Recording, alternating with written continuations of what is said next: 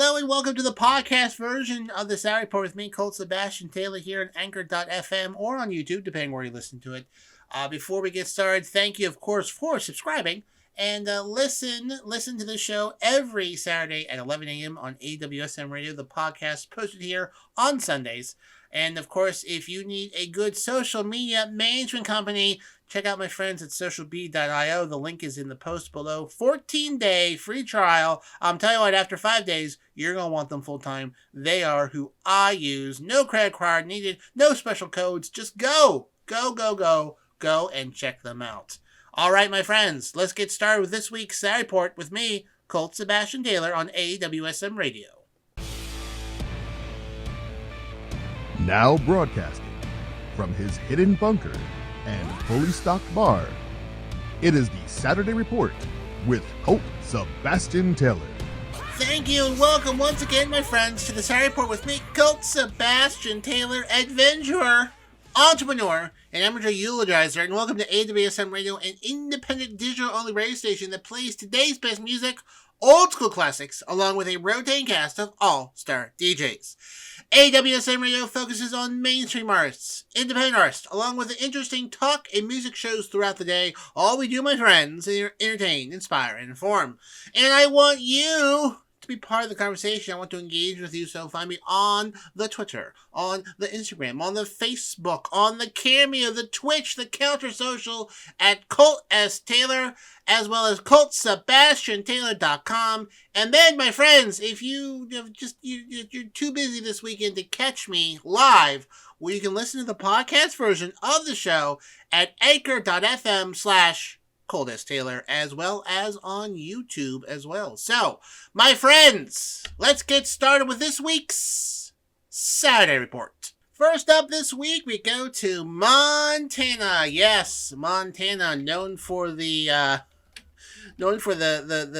show Yellowstone, which I enjoy, but also, it is that all Kevin Costner and fiction that is an actual state with very important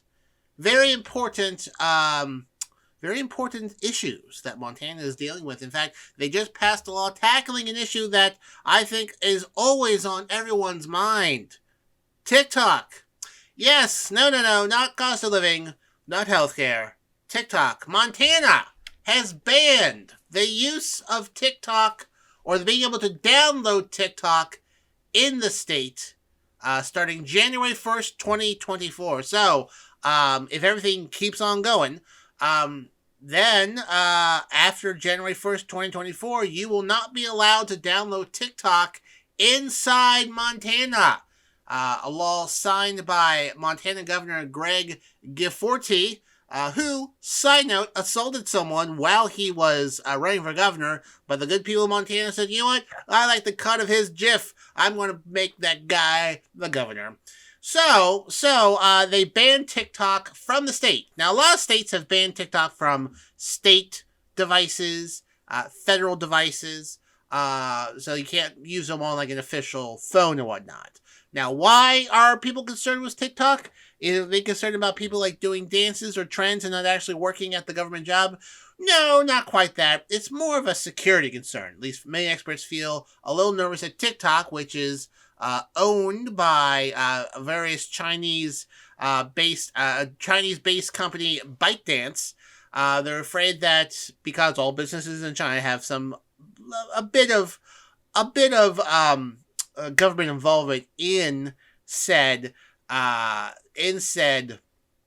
company, they're afraid that the Chinese officials could leverage it for various national security things. Now, TikTok says that they don't access the data here in the United States. However, a former executive claimed that the Chinese Communist Party maintained supreme access to TikTok data stored in the U.S. when he worked between 2017 and 2018. And then other people have also claimed that Chinese authorities can influence the algorithm to show pro-China content. TikTok denies this, obviously, and they think this is all just really overblown concern about something that doesn't actually exist. So in response, they have filed suit in Washington in the U.S. District Court of the District of Montana to stop this law. The document said that, quote, Montana has no authority to enact laws advancing what it believes should be the United States foreign policy or its national security interests, nor may Montana ban an entire forum for communications based on its perception that some speech shared through that forum, though protected by the First Amendment, is dangerous. Now, my thoughts on this, I'm glad you asked. I think it's a bit silly. I can understand not wanting TikTok on government devices, like your the governor's official cell phone, or various, military members of the military having their phones doing TikTok dances, etc., etc. That makes sense to me. Does it make sense for me for colleges to ban TikTok from the students using them? No. Does it make sense for an entire state to say, hey, Apple and Google, you're not allowed, don't let people download TikTok in my state? That's just silly. And I feel like, despite what you may feel about TikTok, they've got a point, I feel, with the First Amendment. Banning a forum completely seems a wee bit, not sure if the government can do that.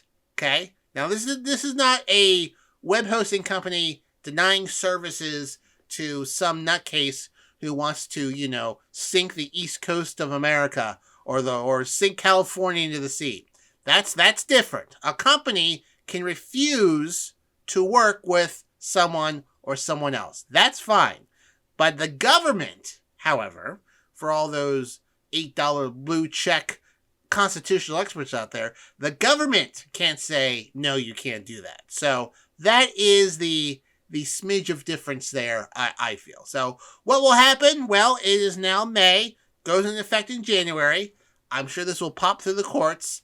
I think there's probably a pretty good chance if you live in Montana on January 2nd, 2024, you'll probably be able to download TikTok still. Moving along into some music news, Jimmy Buffett, the mayor of Margaritaville, he is in the hospital. He's been hospitalized, canceling upcoming shows to, quote, address the immediate medical issues.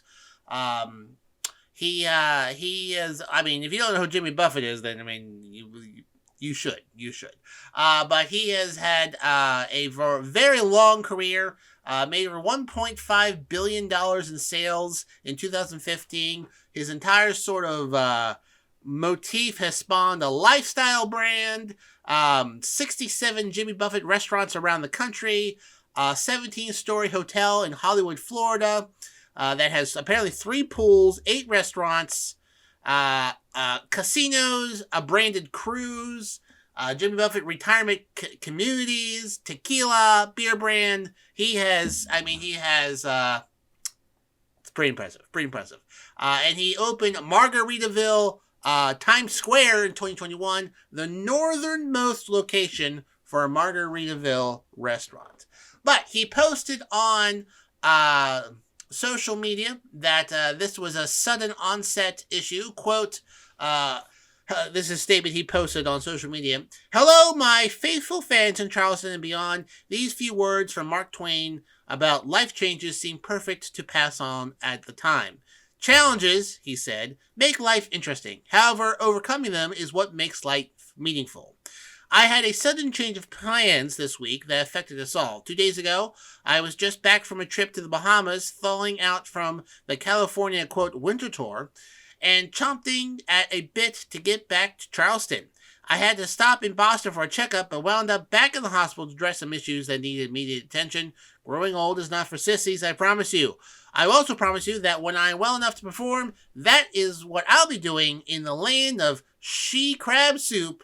You all make my life more meaningful and fulfilled than I would ever imagine as a towhead little boy sitting on the edge of the Gulf of Mexico.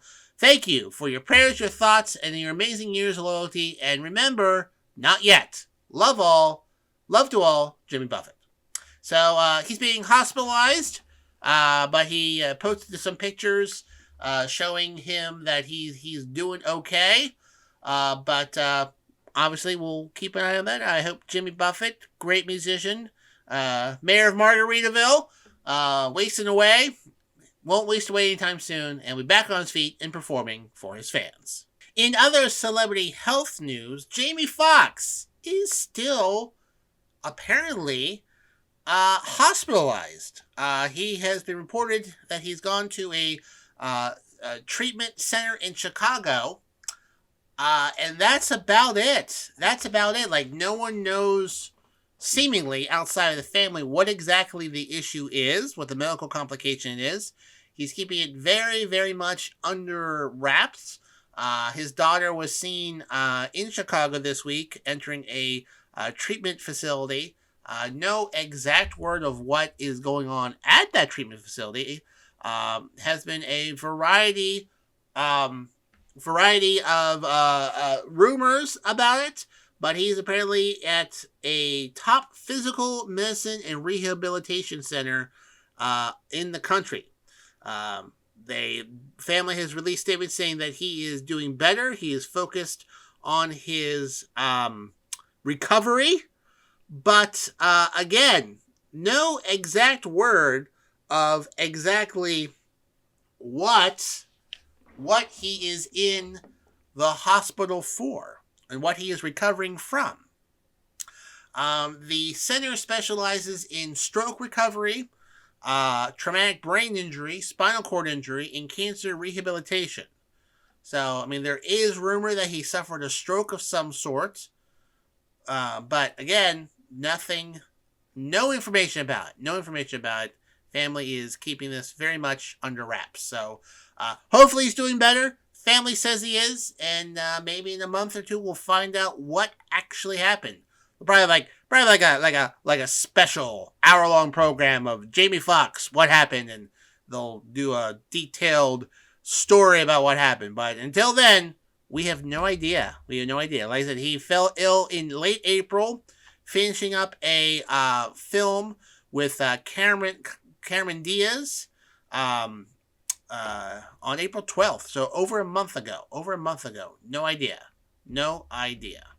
So, So anyways, I'll keep tabs on that. Very interesting. Hope Jamie Foxx is doing better. Speaking of keeping up to date with celebrities, we have a celebrity here on AWSM Radio. It's my pal DC, and he brings the beats every weekend with 3 shows. First up, Friday nights at 9 p.m., it's DC Live in Effect. You don't want to miss out while he smashes it on the beats, kicking it from awful South Florida every single week. Then on Saturdays at DC House Party Saturdays, DC brings his freestyling DJ to the max. House Party Saturdays gives you the Miami vibe without actually having to be there. From the top clubs to the bars, DC will bring the party to you. That's Saturdays at 10 p.m. And then finally, Sundays at 10 p.m., it's DC Live in Effect. 3 chances. Fridays at 9, DC Live in Effect. Saturdays at 10, DC House Party Saturdays. Sundays at 10 p.m. again, DC Live in Effect. Only here, my friends, on AWSM Radio. Next up, my friends, we go to Nebraska, where there was a plane crash, killing the pilot. Now, seems rather minor. Plane crashes happen from time to time. Why am I covering this? Well, just stay with me on this one. It happened in Nebraska. It killed a man by the name of Mark Geitzen, prominent Wichita anti-abortion activist and president of the Kansas Republican Assembly. He was one of the nation's leading anti-abortion activists and was instrumental in the Republican takeover of Kansas politics in the early 1990s in the wake of the, quote, Summer of Mercy clinic blockades in Wichita. So he was a very big anti-abortion, quote, pro-life person. Quote, Cedric County Commissioner Jim Howell said, described him as a principled, passionate man, a warrior in the pro-life movement. Well, in Kansas, they had an amendment, in August 2022, valued them both amendment, the first statewide referendum on abortion after the United States Supreme Court overturned Roe versus Wade. Kansas voters rejected the amendment, which said the Constitution did not include the right to abortion and would allow lawmakers to impose further restrictions on the ban of the procedure.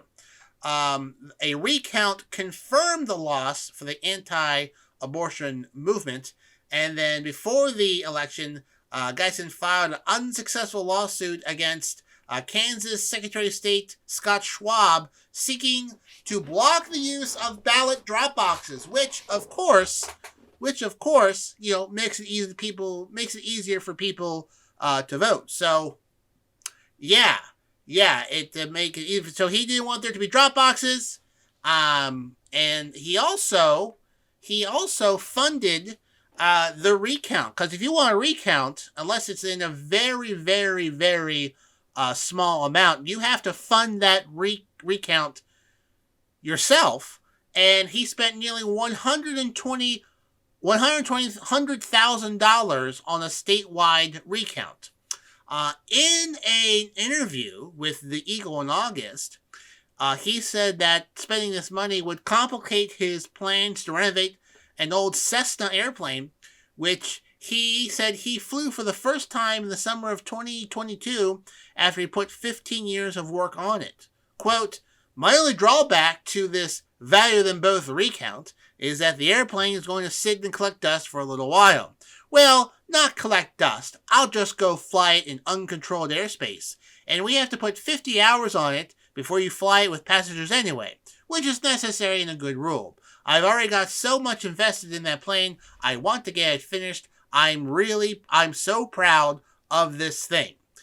He said that the airplane was only allowed to fly in uncontrolled airspace until he could afford to install instrumentation that would give onboard notice to other aircraft in the area. And the plane that was identified in the crash that killed him from the Holt County's Sheriff's Office was, the aircraft was identified as a 1963 Cessna 172. The aircraft had flown from Newton, Kansas, was en route to North Dakota at the time of the crash. So this feller who wanted to restrict people's choice in Kansas got a referendum on the state ballot, lost, and then instead of spending $100,000 on fixing up his plane, spent it on a recount that confirmed the loss, and then, wouldn't you know it, crashed in his plane a few months later. So, I'm not going to, it's wrong to gloat about someone's untimely demise. I think the quote goes, I never celebrate the death of someone, but I do eagerly read the obituaries every morning. Well, hey man, maybe that money could have been better spent somewhere else. Speaking of spending money somewhere else, Hyundai cars. Yes, Hyundai Tucson, I haven't forgotten about you. It's been a while. How are you doing? Terrible? You should be. So, nothing. I don't have a story here. We're about a third of the way through the show. So just a small personal gripe. So, as you may remember, as longtime fans of the show, I bought a Hyundai Tucson from a local Hyundai dealer, and wouldn't you know it, less than 2 years later, I had to put $4,000 to put a new transmission into it because Hyundai makes terrible cars, and you should never buy a Hyundai from them ever. Well, anyways, I got a new car recently. No, not a Hyundai. I got a Chevy Bolt all-electric car. It is pretty fantastic. I like it a lot. Now, the local Hyundai dealer, which is, I would say, literally a 4-minute walk from where I live, has a charger on the side of its building to charge electric cars. And so listen, it's been a while. Maybe Hyundai can redeem itself. So I emailed them hey, I noticed here that you have a universal charger for electric cars. I live nearby.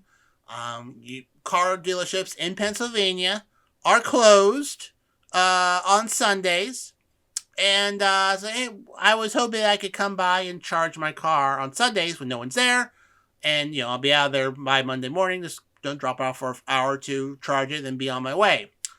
They emailed me back and said it's for Hyundai customers only.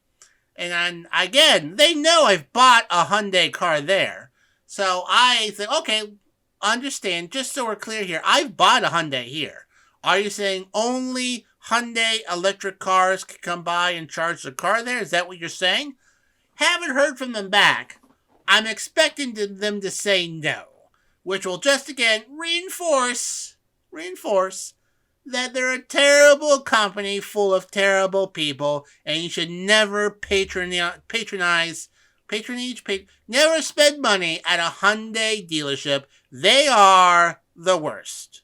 Unless I can charge my car there for free, then my opinion will be neutral, and I'll delete my 1-star review until they do something nice for me again. That would put us back at even Steven. So we'll see. I doubt they'll email me back. They probably have me blocked because they know what they did. They know. Ugh. All right, moving along. Next up, my friends, Starbucks controversy. That's right, Starbucks controversy.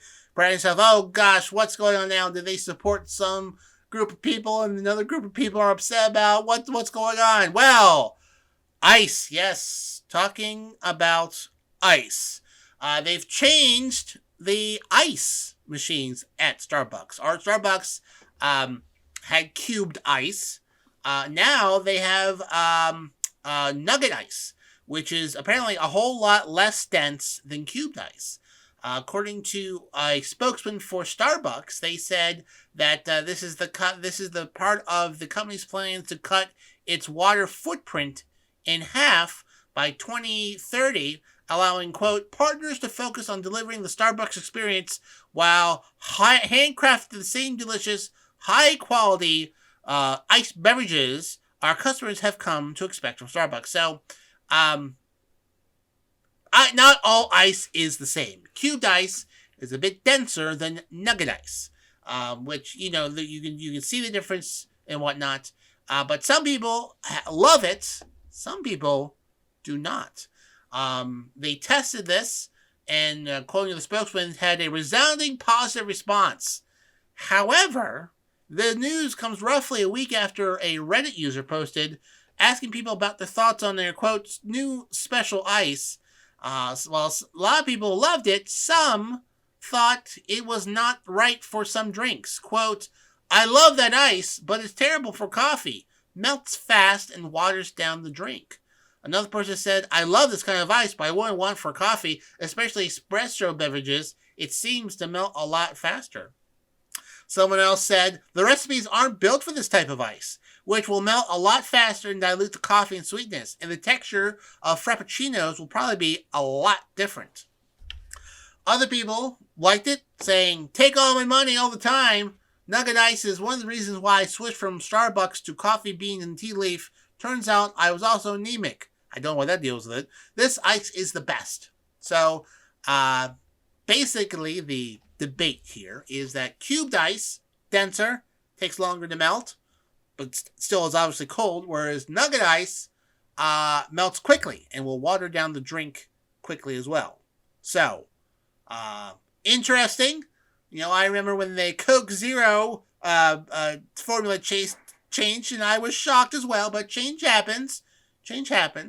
And I guess we'll see if Starbucks will stick with it, because, well, they're buying a lot of ice machines. They probably will. Or people will begin to adjust to the great ice change of Starbucks of 2023. Next up, my friends, the Word of God. Can you put a price tag on it?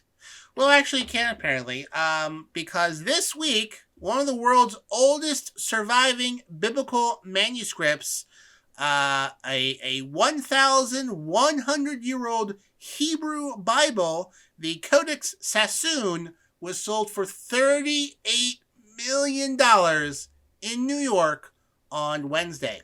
It is a leather-bound, hand-written parchment volume containing a nearly complete Hebrew Bible.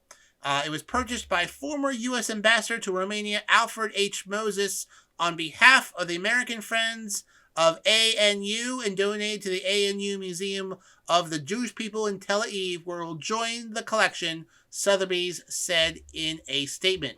The manuscript was exhibited at the ANU Museum in March as part of a worldwide tour before the auction. Sotheby's Judacia specialist Sharon Lieberman Mintz said the $38 million price tag, which includes the auction house's fee, quotes, reflects the profound power, influence, and significance of the Hebrew Bible, which is an indispensable pillar of humanity. It is one of the highest prices for a manuscript ever sold at auction. In 2021, a rare copy of the U.S. Constitution sold for $43 million. In 1994, Leonardo's da Vinci's Codex Leicester sold for $31 million, or $60 million in today's dollars and whatnot. Mintz continued by saying, absolutely delighted by today's monumental result that Codex Sassoon will shortly be making its grand and permanent return to Israel on display for the world to see. Now, the book is believed to be created or fabricated sometime between the year 880 and 960, and this thing is in a remarkable condition. It got its name in 1929 when it was purchased by David Solomon Sassoon, a son of an Iraqi Jewish business magnate who filled his London home with his collection of Jewish manuscripts. Sassoon's estate was broken up after he died, and then the Biblical Codex was sold by Sotheby's in Zurich to the British in 1978 to the British Rail Pension Fund for $320,000 or $1.4 million in today's money. So the I don't know what the British Rail Pension Fund is doing with books back then, but I guess it was an investment. The pension sold the Codex Sassoon 11 years later to Jakari Safar, a banker and art collector who bought it in 1989 for $3.19 million, 7.7 in today's money. And then he was the one who sold it on Wednesday, I guess 30 plus years later. And he sold it for that amount of money. So definitely an investment. Bought it for 3.19 and sold it for 38 million. That's held on to that for quite a while. But this Hebrew Bible, 1100-year-old Hebrew Bible, is now going back to the ANU Museum of the Jewish People in Tel Aviv. Will be on permanent display for all to see. Now, it is, like I said, you should really look it up and whatnot, but the book looks very old, but it is in almost amazing condition. Just imagine, those pages are 1,100 years old. 1,100 years old. It looks like still in very amazing condition. So, like, I can't imagine. I mean, I imagine it was kept in a very dry place. If the person got in Iraq or the Middle East, very dry, low humidity, so the pages held up over time. But amazing. I love history stories like that. Really do. Fast forwarding to today, my friends, you know what people dealt with in 880 that people deal with today? That's right, you guessed it, commuting home from work. Now, back then, they did via wagon and horse and by foot and by boat. And today, all those things as well, but also cars. But what they did have then, what we have now, obviously cars, but obviously listening to AWSM radio. And on your commute home, there's only one place to be between 5 p.m. and 7 p.m. Monday through Friday. It's the Rock Sessions. It's our drive time show here, making sure your evening commute home is fun, featuring the hottest music on the charts and some other surprises in between. My friend Rox will make it rock style, Monday through Friday, 5 p.m. to 7 p.m. Right here, my friends, on AWSM Radio. Next, my friends, we go to Lake Mead and the Hoover Dam. As you may remember from previous episodes, Lake Mead has been experiencing record low lake levels, some of the lowest levels since it had been filled and created during the Great Depression. That's right. But And then as a result, with Lake Mead lowering, a lot of areas that have not been now have been below the water for decades and decades and decades have been revealed, including some bodies that were kind of dumped over the last few decades in what at the time was kind of deep water. Now there was no water, and people were finding bodies along the beach. But my friends, Lake Mead has risen about 20 feet since the beginning of this month. How, you ask? Well, I mean, more water's in it. Why would you ask that? That's kind of weird, right? Right? You know how lakes work, right? Okay. All right. Anyway, it's risen, 11.05 feet since hitting the low mark of 1,040 feet. Now it is 1,051 feet. Now, this water has been coming from Lake Powell up in Colorado. Lake Powell is, again, another one behind the dam, and it is getting water from record snowpack in the Rocky Mountains. In fact, the river, the lake itself, been rising a foot a day in May. So it was getting very, very high, and so they released extra water, sort of to, you don't want a dam to be too high, you don't want to be too low, so they began to release water from the dam. Now, from lakelevels.info, which measures lake levels and whatnot, this time last year, Lake Powell had about, 3,526 feet of depth. Currently, it's just above 3,540. So it's about, 20 feet higher than it was the year before. Down in Lake Mead, at this time last year, it was at, it was about 1,050 last year. So, but it had been steadily declining about a foot every week or two as less water was going into the lake. So last year, this time, the lake was getting lower, lower, and lower. Now Lake Mead is getting higher, higher, and higher. And this is because of record snow in the Colorado, snowpack melting off the Colorado Rockies, going down the valleys into Lake Powell. Lake Powell is rising, and then water is going out of that. And it's been rising ever since. So again, the last time Lake Mead was at full capacity was in 1983. Because of snowpack during that year as well. According to the U.S. Bureau of Reclamation, the amount of water pouring into Lake Powell or inflow is increasing because more snow is melting. The data shows that a large increase of inflow began in mid-April and is on par with the inflow seen in the spring and summer of 1983, which was the last time the Colorado River Basin experienced this much snowpack melt. Also the last year, Lake Mead's water hit full pool, meaning the lake was full and water was directed over the spillways at the Hoover Dams. And the last time the Hoover Dam spillways were used because there was water that was full was in 1983, and officials saying that the snowpack that year and this year are very similar. So, hopefully this will help a bit. Probably won't fix everything, but this is much needed water into the system. In fact, California, who is experiencing a decade-long drought, I covered this in a previous episode, I think, there's almost no severe drought situation in California right now because they got so much rain this spring. Caused lots of flooding, lots of dangers. In fact, that actor that was missing, still missing, probably not coming back. But amazing how quickly weather can change something. So, good news in Lake Mead. And good news for anyone who buried the body that was about 5 feet more further down in Lake Mead. Water levels are rising in that location due to snowpack melt-off from record snow in the Colorado Rockies. Hey folks, remember when I talked about that German coup or coup attempt a few months ago? Well, they're going on trial.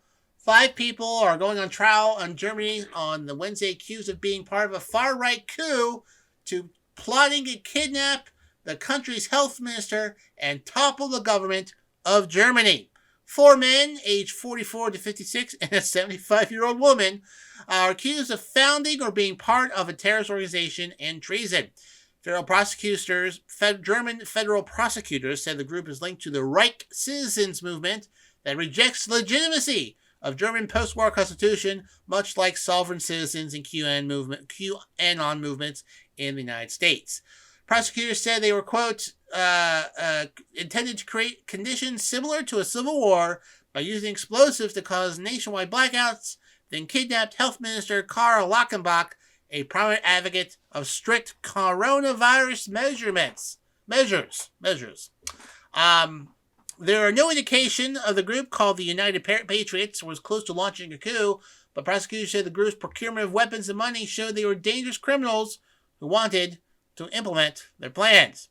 Police seized 22 firearms, including a Kalashnikov rifle, hundreds of rounds of ammunition, along with large sums of cash, gold, and silver. The woman, who was arrested 6 months later, is alleged to have drafted numerous documents, including a, quote, arrest warrant for Lauterbach. The retired teacher also wrote letters addressed to President Vladimir Putin and Polish President Andrzej Duda. Lauterbach told German weekly Der Spiegel that he hoped for a hard, fair verdict that would deter others from planning similar plots. The case is separate from that of more than 24 people arrested in December who were also planning to topple the government. Among the plotters were members of a far-right Alternative for Germany party. So maybe this is a different group. I thought this was the same people. Boy, Germany is crazy now. But so these sovereign citizen, Reich citizen type folks wanted to overthrow the government. Guess they're trying to do the old hits, but they got them. So look like they're probably going to jail for quite a while, including the 75-year-old retired teacher lady. Now, my friends, much like you want to keep up to date on travel plans in South America, you want to keep up to date with all things basketball, which is why Wednesday nights at 9 p.m. you need to listen to the Rack with Mac. Is your go-to spot for all things basketball. Join NBA expert Mac Daddy as he brings you, my friends, a full hour of high-flying hoops expertise for all things NBA. Tune in Wednesday nights at 9 p.m. Then at 10 p.m., it's What's Going On. What's Going On is our Fox Sports affiliate show, providing listeners with over 150 combined years of sports knowledge. Hosted by Nate Brown and his crew, they are a staple of Western New York sports for the past 2 decades, and now they are national. That's Wednesday at 10 p.m. So, just a review, 9 p.m. to the Rack with Mac, 10 p.m. What's Going On? Only here, my friends, on AWSM Radio. And finally this week, we go to Ecuador in South America. Good luck trying to write any of your lawmakers because they aren't there anymore. The president of Ecuador, in an attempt to stop an impeachment trial, dissolved the legislature. And now there's no more legislature. He's now ruling by decree. Now, as you may remember, a similar situation happened in Peru several months ago, of which the Congress there said no, and then the military arrested the president. Well, in Ecuador, things work a little bit different. What he did, according to the Constitutional Court, is legal. There is a clause in the Constitution of Ecuador saying the president, in times of national crisis, can dissolve the legislature and then call new elections for the president and the National Assembly, the legislature, in 6 months. So they said, well, he has the right to do that, and now the voters will decide whether to keep him or to throw him out. Looks like he made the decision already because he says he is not running for president again. He's just going to help the country get to these elections, and thought that the impending impeachment trial of him was distracting the country, so he dissolved the National Assembly and called for new elections to save democracy in 6 months. So a little bit less tense than, let's say, things are in Peru, per se, but still things are a bit tense down there in South America. So no coup attempt at this time. Everything is apparently legal, but a lot of people are very upset by this, saying that he just did this to avoid the impeachment trial, which he kind of admitted to. So we'll see how elections shake out in 6 months in the South American nation of Ecuador. So good luck to all my listeners in that country. Well, my friends, that just about wraps up this week's Saturday Report with me, Colt Sebastian Taylor. Thank you so much for joining me here today. Reminder, you can find me on all sorts of social media channels, Twitter, Calendar Social, Cameo, Twitch, the Instagram, Facebook at Colt S. Taylor. Stay up to date with all things I'm doing at ColtSebastianTaylor.com, including a weekly Dungeons & Dragons game. Shout out to my pal, the Longshots. And, of course, if you've missed the show, you can always listen to the podcast version at anchor.fm/Colt S. Taylor. And while you are online, check out my pals at socialbee.io for all your social media management needs. They are who I use, and they should be the folks you use as well. All right, my friends, until next week, I am, of course, your friend, the one, the only, Colt Sebastian Taylor, and I'll see you later. And once again, thank you for listening to the podcast version of the Saturday Report with me, Colt Sebastian Taylor here, broadcasting every Saturday at 11 a.m., repeat Sundays at 11 a.m., and the podcast posted here Sunday around noon. But thank you again for listening. Be sure, again, to check out my friends at socialbee.io, link in the post below, and I will see you here next week, here on the podcast version of the Saturday Report with me, Colt Sebastian Taylor.